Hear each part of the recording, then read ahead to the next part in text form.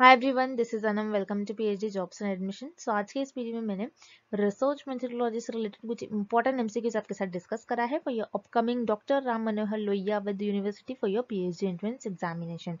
तो मैं आपको बता दूं कि आज के इस वीडियो में मैंने रिसर्च मेथोडोलॉजी के जो एमसीक्यूज आपके साथ डिस्कस करा है, ये जनरली बहुत से पीएचडी एंट्रेंस एग्जामिनेशन में ये क्वेश्चंस पूछे गए थे। बहुत इंपॉर्टेंट क्वेश्चन है, एग्जामिनर के फेवरेट क्वेश्चन है। सो आप इस वीडियो को अच्छी तरीके से एक बार देख लीजिएगा। उसी के साथ साथ मैं आपको बता दूं, आपके doctor Ram Manohar Lohia with university का जो पीएचडी एंट्रेंस एग्जामिनेशन, जो कि आपके पहले एग्जाम जो है आपका ये 20 अप्रैल को होने वाला था, अब ये एग्जाम 1 मंथ एक्सटेंड कर दिया गया है। अब आपका ये एग्जाम जो है 10 मई 2022 को कंडक्ट करवाया जाएगा। और यहाँ पर मैंने डेट को रिलेटेड, आपकी जो डेट है उससे रिलेटेड एक वीडियो बना रखा है डिटेल में, और उस डिटेल वीडियो की लिंक मैंने आपके साथ डिस्क्रिप्शन बॉक्स में शेयर कर रखी है। आप उसे एक बार देख लीजिएगा, जिसमें मैंने इस यूनिवर्सिटी का जो पीएचडी एंट्रेंस एग्जामिनेशन होता है उसके लिए इंपॉर्टेंट डेट्स को मैंने आपके लिए बता रखा है। अब उसी के साथ साथ मैं आपको बता दूं, इस यूनिवर्सिटी में आपको किस तरीके से पीएचडी एंट्रेंस एग्जामिनेशन का पैटर्न आता है, पेपर किस तरीके से आपको पूछा जाएगा। तो याद रखिए, आपका पेपर जो है ये 2 पार्ट्स में डिवाइड होता है, part A and part B. Part A में आपको 70 क्वेश्चंस पूछे जाते हैं आपके सब्जेक्ट से रिलेटेड, यानी जिस सब्जेक्ट में आप पीएचडी कर रहे हो। और पार्ट बी में आपको 30 क्वेश्चंस पूछे जाते हैं, जो कि होते हैं आपके रिसर्च मेथोडोलॉजी से रिलेटेड। तो मैं आपको बता दूं कि आपको इस एग्जामिनेशन को क्वालिफाई करने के लिए मिनिमम 50% मार्क्स स्कोर करना होता है, यानी आपको एग्जाम में एटलीस्ट 50 क्वेश्चन सही मार्क कर कराना होता है। सो अगर आप हमारे रिसर्च मेथोडोलॉजी के कोर्स, हमारे रिसर्च मेथोडोलॉजी का कंटेंट फॉलो करते हो, तो मैं आपको गारंटी देती हूँ कि आप इजीली इस यूनिवर्सिटी के पीएचडी एंट्रेंस एग्जामिनेशन को क्वालिफाई कर पाओगे। क्योंकि रिसर्च मेथोडोलॉजी के लिए हम आपको full syllabus video lectures provide कर रहे हैं। रिसर्च मेथोडोलॉजी के हर एक टॉपिक पर आपको वीडियो लेक्चर्स देखने मिलेंगे। एमसीक्यूज प्लस थ्योरी लेक्चर हमने आपके लिए बना रखा है। उसी तरीके से नोट्स में इंपॉर्टेंट पॉइंट्स को हमने हाईलाइट करा है। नोट में कुछ ऐसे पॉइंट्स है जो आपके इंटरव्यू के लिए भी बहुत हेल्पफुल होंगे, क्योंकि इंटरव्यू में आपको रिसर्च मेथोडोलॉजी की बेसिक नॉलेज पूछी जाती है। एंड मॉक टेस्ट आपको देखने मिलेगा, एंड 1000+ प्रैक्टिस एमसीक्यूज पीडीएफ जो कि रिवीजन का काम करेगी। तो याद रखिएगा, सारा रिसर्च मेथोडोलॉजी का कंटेंट हम आपको हिंदी में भी as well as in English, दोनों लैंग्वेज में आपको प्रोवाइड करते हैं। सो आपको हमारे इस कोर्स को रिफर करके जल्द से जल्द हम प्रिपरेशन स्टार्ट करनी है। सो इस कोर्स को ज्वाइन करने के लिए स्क्रीन पर जो आपको नंबर नजर आ रहा है, उस पर आपको व्हाट्सएप के थ्रू कॉन्टैक्ट करना है। नॉर्मल कॉल इस नंबर पर नहीं लगेगा, और आप हमारे ऐप के थ्रू भी स्टडी मटेरियल को एक्सेस कर सकते हो। सो ऐप को एक्सेस करने के लिंक मैंने आपके साथ डिस्क्रिप्शन बॉक्स में प्रोवाइड कर रखी है। वहां से 1 क्लिक में ही सारे स्टडी मटेरियल को एक्सेस कर सकते हो। So that's it, and let's begin with the video. हमारे इस रिसर्च मेथोडोलॉजी के कोर्स में हम आपको full syllabus video lectures, notes, 10 full syllabus mock test, 1000+ practice MCQs PDF provide करेंगे in both language, Hindi as well as in English. So हमारा जो ये रिसर्च मेथोडोलॉजी का कंटेंट है, ये हमने हमारे एक्सपीरियंस के बेसिस पर, और जो एक्चुअल पीएचडी एंट्रेंस एग्जाम में क्वेश्चंस पूछे जाते हैं, वो सारी चीजें हमारे इस रिसर्च मेथोडोलॉजी के कंटेंट में हमने कवर करे हैं। तो आपको हमारा, अगर आप कोर्स परचेस करोगे, अगर आप हमारा कोर्स फॉलो करोगे, तो आपको कुछ इस तरीके से हमारे रिसर्च मेथोडोलॉजी के कंटेंट में आपको प्रिपरेशन करना है कि आपको हमारे जो नोट्स है और जो मॉक टेस्ट इसको 1 वीक में कवर कर लेना है। और ये जो 1000+ एमसीक्यूज पीडीएफ है, 1000+ एमसीक्यूज पीडीएफ, ये आप आपके एज अ रिविजन के तौर पर यूज कर सकते हो। आप आपके एग्जाम के 1 दिन पहले, और अगर आप आपके एग्जाम के इवन 4 to 5 आवर्स पहले भी इसको एक बार रीड कर चले जाओगे, तो आप एग्जाम में इजीली क्वेश्चंस को मार्क कर आ जाओगे। तो मैं आपको गारंटी देती हूँ कि हमारे इसी रिसर्च मेथोडोलॉजी के कंटेंट से आपको एग्जाम में क्वेश्चंस पूछे जाएंगे। हमारे जो स्टूडेंट्स हैं, हमारे जो बैच के स्टूडेंट्स हैं, उन कई स्टूडेंट्स का फीडबैक है कि उनको हमारे इस रिसर्च मेथोडोलॉजी के कंटेंट से डायरेक्टली एग्जाम में 10 to 12 क्वेश्चंस पूछे गए थे। सो हमारे इस स्टडी मटेरियल को परचेस करने के लिए आपको इस नंबर पर हमें व्हाट्सएप के थ्रू कॉन्टैक्ट करना है। याद रखिए, आपको व्हाट्सएप के थ्रू ही हमें कॉन्टैक्ट करना है। और आप अगर मैसेज करते हो, मैसेज करने के विद इन 15 to 20 मिनट्स में आपको सारा स्टडी मटेरियल प्रोवाइड कर देंगे। और आप हमारा ऐप को भी डाउनलोड कर सकते हो, जो कि है ग्लोबल ऑनलाइन ऐप। सो इस ऐप पर आपको 1 मंथ की वैलिडिटी मिलेगी, और अगर आप ऐप पर जाते हो तो आपको डायरेक्टली वहां पर सारा कंटेंट इजिली अवेलेबल हो जाएगा। और ऐप को डाउनलोड करने के लिंक मैंने डिस्क्रिप्शन बॉक्स में प्रोवाइड कर रखी है। सो वहां से आप हमारे ऐप को एक्सेस कर सकते हो। And let's begin with the video. Data collected using observations, interviews and questionnaires is known as। इस क्वेश्चन में पूछ रहा है कि डेटा कलेक्ट करा गया using observation, interviews and questionnaire. So ये कौन सा डेटा कहलाएगा? क्या ये प्राइमरी डेटा होगा, सेकेंडरी डेटा होगा, लिटरेचर रिव्यू होगा या फिर ई सोर्सेज होगा? हमें ये पता करना है इस क्वेश्चन में। सो क्वेश्चन को सॉल्व करने से पहले आपको पता होना चाहिए ऑब्जर्वेशन, इंटरव्यूज एंड क्वेश्चनर्स ये तीनों भी होते क्या है। सो ऑब्जर्वेशन क्या होता है? ऑब्जर्वेशन जो रिसर्चर खुद परफॉर्म करते हैं। जैसे मान लीजिए रिसर्चर को कोई एनिमल पर स्टडी करना है, सो रिसर्चर खुद फॉरेस्ट में जाकर उन लोगों को ऑब्जर्व करेंगे, एनिमल्स को ऑब्जर्व करेंगे, उनका बिहेवियर क्या है, वो एक दूसरे से कैसे बिहेव करते हैं, वो किस तरीके से उनकी लाइफस्टाइल होती है। सो ये सारी चीजें रिसर्चर खुद ऑब्जर्व करेंगे और खुद डेटा को कलेक्ट करेंगे। उसी तरीके से इंटरव्यू में रिसर्चर जो एक्सपर्ट्स होते हैं, कोई डिसीज के एक्सपर्ट्स हो जाएंगे, कोई ऐसे ही कुछ एक्सपर्ट से इंटरव्यू परफॉर्म करते हैं और इंटरव्यूज के थ्रू डेटा कलेक्ट करते हैं। उसी तरीके से क्वेश्चन इज क्या होता है? एक लिस्ट ऑफ क्वेश्चंस होती है, एक लिस्ट होती है जिसमें क्वेश्चंस होते हैं और उनका रिस्पोंडेंट जो है रिस्पॉन्स करते हैं।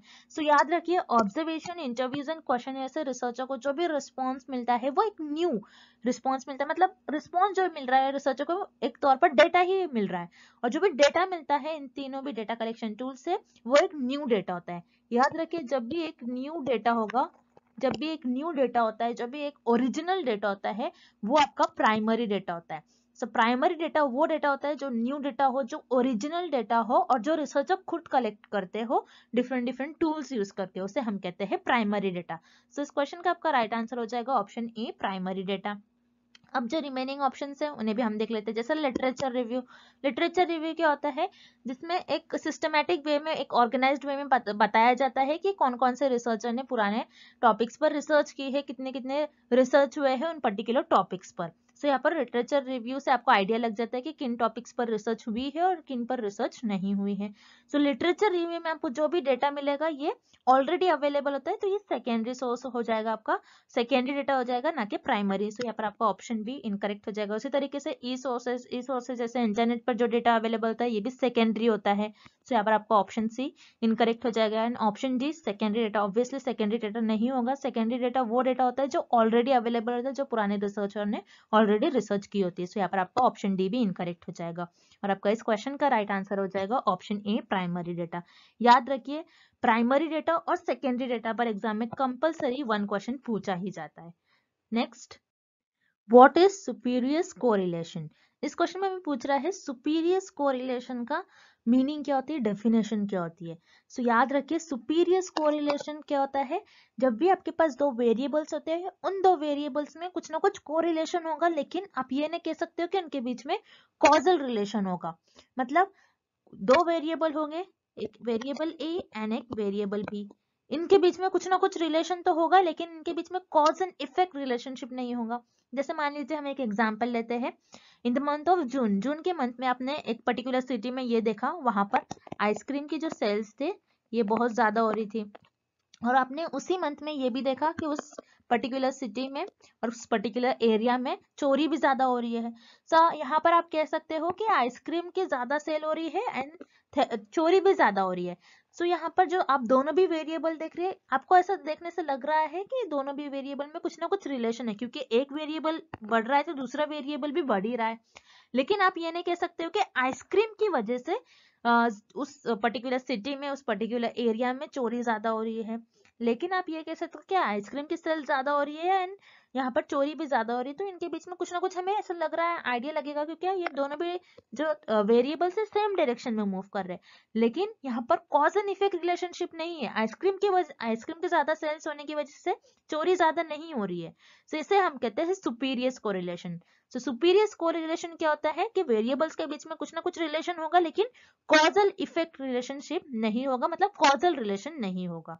तो आपका इस क्वेश्चन का जो राइट ऑप्शन हो जाएगा वो हो जाएगा option C, correlation between two variables having no causal relation. Next, the research approach which entails using more than one method or source of data in the study of social phenomena is known as।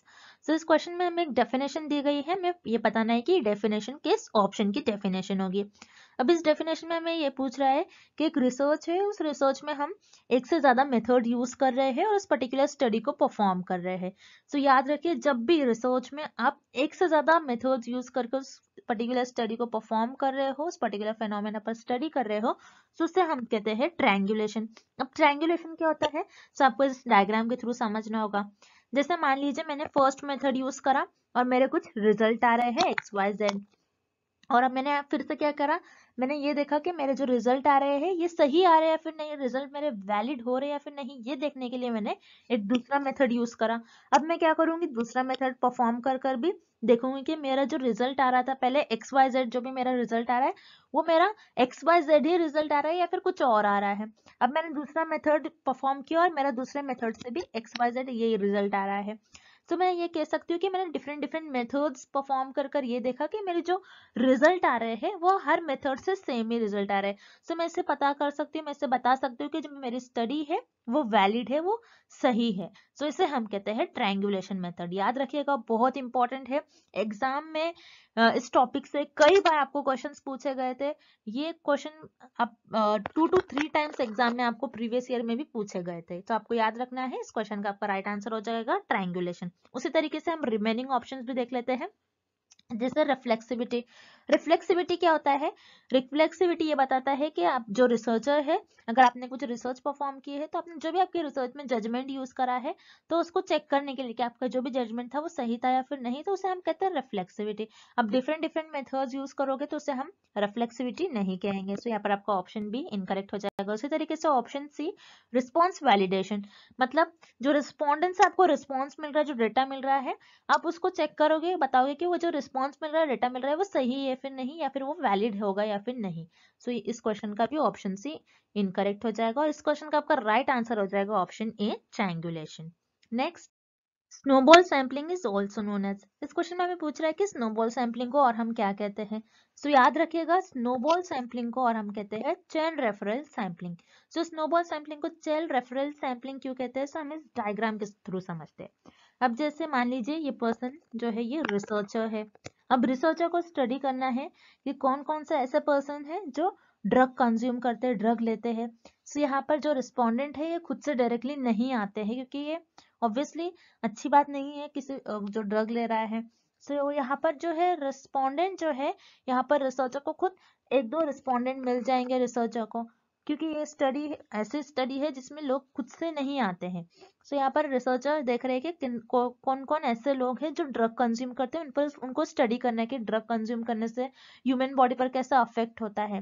So researcher को एक दो लोग मिल गए। अब researcher इन लोगों से क्या कहेंगे कि और तुम ऐसे लोगों को ढूंढ कर लाओ और ऐसे लोगों को चुनो जो ड्रग लेते हैं। सो ये क्या करेंगे, और 3 लोगों को ढूंढ कर लाएंगे और ये पर्सन भी और दो तीन लोगों को ढूंढ कर लाएंगे। फिर ये इनसे और कहेंगे कि तुम और पर्सन को चुन कर लाओ जो तुम्हें पता है कि ऐसे लोग जो ड्रग कंज्यूम करते हैं। तो ये और एक दो तीन लोगों को चुनेगा, फिर ये पर्सन भी और इसी तरीके से, फिर ये पर्सन भी और इसी तरीके से लोगों को लाएगा इस सैंपल के लिए। तो जैसा कि आप देख रहे हो यहाँ पर रिसर्चर है, रिसर्चर ने कुछ एक दो लोगों को चुन लिया, फिर इन लोगों ने कुछ और लोगों को चुन लिया, मतलब और लोगों को बताया, फिर इन लोगों ने और कई लोगों को बताया।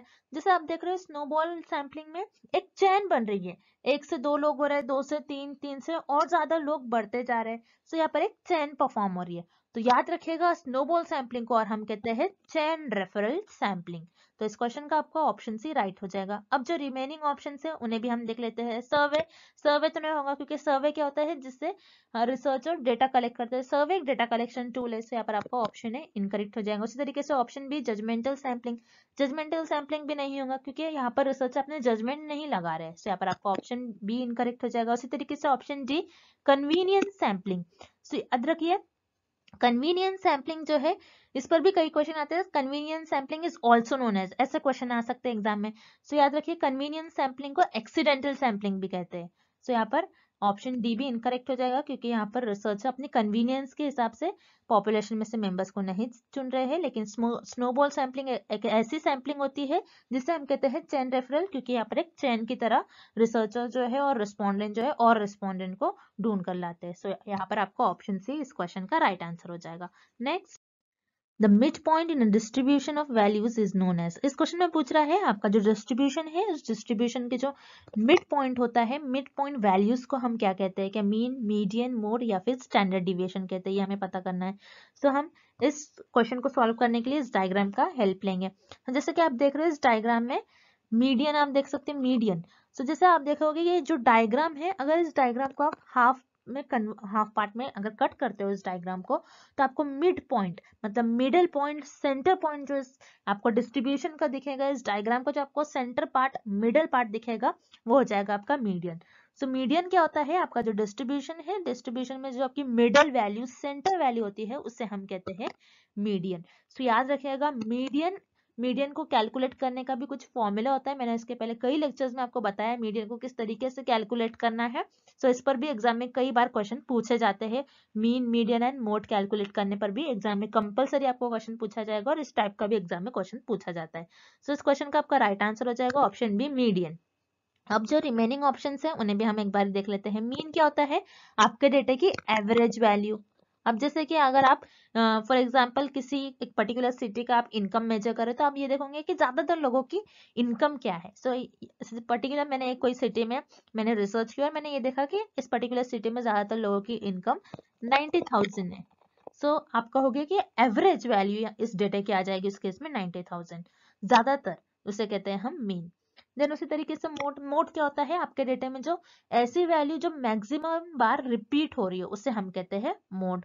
And last is standard deviation. Standard deviation क्या होता है? जो आपका डेटा इस तरीके से स्प्रेड आउट है, इस स्प्रेड आउट को, इस डिस्ट्रीब्यूशन को आप कहते हैं स्टैंडर्ड डिविएशन। कि आपका डेटा किस तरीके से डिस्ट्रीब्यूटेड है, उसे हम कहते हैं स्टैंडर्ड डिविएशन। किस तरीके से डिस्पर्ज है, किस तरीके से फैला हुआ है, उसे हम कहते हैं स्टैंडर्ड डिविएशन। और आपके जो डिस्ट्रीब्यूशन है, डिस्ट्रीब्यूशन का जो मिड पॉइंट है, मिडल वैल्यू है, सेंटर वैल्यू, उसे हम कहते हैं मीडियन। तो इस क्वेश्चन का ऑप्शन भी राइट आंसर हो जाएगा। Next, which of the following is or are the methods of survey. इस क्वेश्चन में हमें पूछ रहा है दिए गए ऑप्शंस में से कौन सा एक ऐसा ऑप्शन है और कौन सा ऑप्शन ऐसे है जो सर्वे के मेथड्स है। अब सर्वे क्या होता है? सर्वे मतलब आप आपकी रिसर्च में सर्वे कंडक्ट करवा के, यानी डिफरेंट डिफरेंट मेथड्स के थ्रू डेटा कलेक्ट करते हैं, उसे हम कहते हैं सर्वे। जैसे मेल हो गया, क्वेश्चनर्स, ऑब्जर्वेशंस। सो ये इन सारे मेथड्स के थ्रू आप आपके रिसर्च में डेटा कलेक्ट करते हो। अब जैसे कि इस क्वेश्चन में हमें कुछ ऑप्शंस दिए गए हैं, जैसे मेल, टेलीफोन, हाउस होल्ड। तो ये सारे जो है एक सर्वे मेथड होते हैं। जैसे मेल के थ्रू आप क्या करते हो, जो आपके रिस्पोंडेंट है उनको क्वेश्चंस प्रोवाइड करते हैं और वो उनका रिस्पॉन्स कर आपको फिर से ईमेल कर देते हैं। सो मेल भी एक डेटा कलेक्शन टूल है जिसके थ्रू आपको रिस्पॉन्स मिलता है रिस्पोंडेंट का। उसी तरीके से टेलीफोन एक इंटरव्यू भी होता है। टेलीफोन पर रिसर्चर रिस्पोंडेंट से क्वेश्चंस पूछ सकते हैं, उनके थ्रू उनको रिस्पॉन्स मिलता है। सो यहाँ पर मेल, टेलीफोन, ये दोनों भी एक डेटा कलेक्शन टूल है जिनके थ्रू आप डेटा कलेक्ट करते हो। उसी तरीके से हाउस होल्ड भी एक तरीके का इंटरव्यू होता है, एक तरीके का डेटा कलेक्शन टूल होता है, जिसमें आप 2-3 हाउस को चुन लेते हो और उनसे रिसर्च करते हो, उनसे इंफॉर्मेशन कलेक्ट करने की कोशिश करते हो, उसे हम कहते हैं हाउस होल्ड। तो यहाँ पर ऑप्शन ई, बी, सी यानी मेल, टेलीफोन, हाउस होल्ड, ये तीनों भी आपके एक सर्वे होते हैं जिनके थ्रू आप डेटा कलेक्ट करते हो। तो इस क्वेश्चन का आपका राइट आंसर हो जाएगा option D, all of the above. Next, the analysis of two variables at a time in order to uncover whether or not the two variables are related is known as।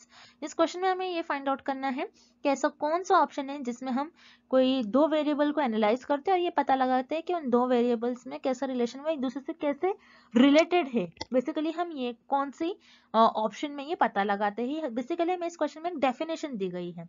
सो हम देखेंगे कि ये definition किस option की definition होगी। सो याद रखिए, जब भी दो वेरिएबल्स की बात होती है और वो कैसे एक दूसरे से रिलेटेड है ये देखना होता है, तो हम कोरिलेशनल रिसर्च में देखते हैं। जैसे मान लीजिए फॉर एग्जांपल कोरिलेशनल रिसर्च में हम देखते हैं दो वेरिएबल्स एक दूसरे से कैसे रिलेटेड है। अगर मैं आपको ये एग्जांपल दूं, जैसे मान लीजिए कोई पर्सन है वो स्मोकिंग कर रहा है, स्मोकिंग करने से लंग पर कैसा अफेक्ट हो रहा है, ये दोनों वेरिएबल एक दूसरे से कैसे रिलेटेड है। क्या ज्यादा स्मोकिंग करने से आपका जो लंग है वो ज्यादा अफेक्ट हो जाएगा? यस, मतलब ये एक दूसरे से ये वेरिएबल्स रिलेटेड है और इसमें पॉजिटिव कोरिलेशन है। बिकॉज अगर आप ज्यादा स्मोकिंग करोगे तो आपका जो लंग है ये ज्यादा अफेक्ट हो जाएगा, मतलब ये दोनों भी सेम डायरेक्शन में मूव कर रहे हैं। सो कोरिलेशनल रिसर्च एक ऐसे रिसर्च होती है जिसमें आप दो वेरिएबल्स को एनालाइज करते हो एट अ टाइम और ये बताते हो कि इन दो वेरिएबल्स में कैसा रिलेशन है, कैसे एक दूसरे से रिलेटेड है। सो इस क्वेश्चन का आपका राइट आंसर हो जाएगा ऑप्शन डी, कोरिलेशन। अब जो रिमेनिंग ऑप्शन है उन्हें भी हमने एक बार देख लेते हैं। Option A, chi square test. Chi square test क्या होता है?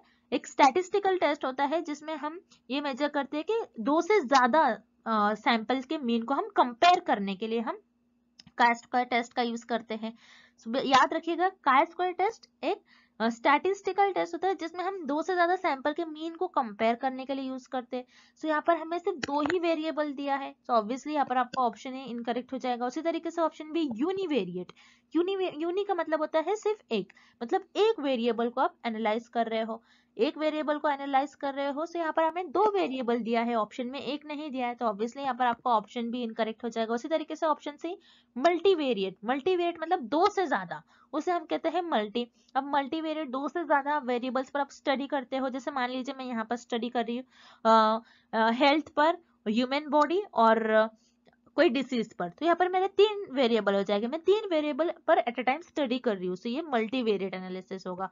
सो इस क्वेश्चन का ऑप्शन सी भी इनकरेक्ट हो जाएगा। सो इस क्वेश्चन का आपका राइट आंसर हो जाएगा ऑप्शन डी, कोरिलेशनल रिसर्च। सो याद रखिएगा कार स्क्वायर टेस्ट पर भी क्वेश्चन बहुत बार पूछा गया आपके एग्जाम में, तो कार स्क्वायर टेस्ट पर क्वेश्चन आने के ज्यादातर चांसेस है, और को रिलेशनल रिसर्च पर 1-2 क्वेश्चन कंपलसरी आपको एग्जाम में देखने मिलेगा। Next, the quickest method to collect primary data is, इस क्वेश्चन में हमें पूछ रहा है प्राइमरी डेटा को कलेक्ट करने के लिए सबसे फास्टेस्ट मेथड कौन सा होगा, मतलब प्राइमरी डेटा को कलेक्ट करने के लिए सबसे ज्यादा जल्दी आप कौन से मेथड से डेटा कलेक्ट कर सकते हो।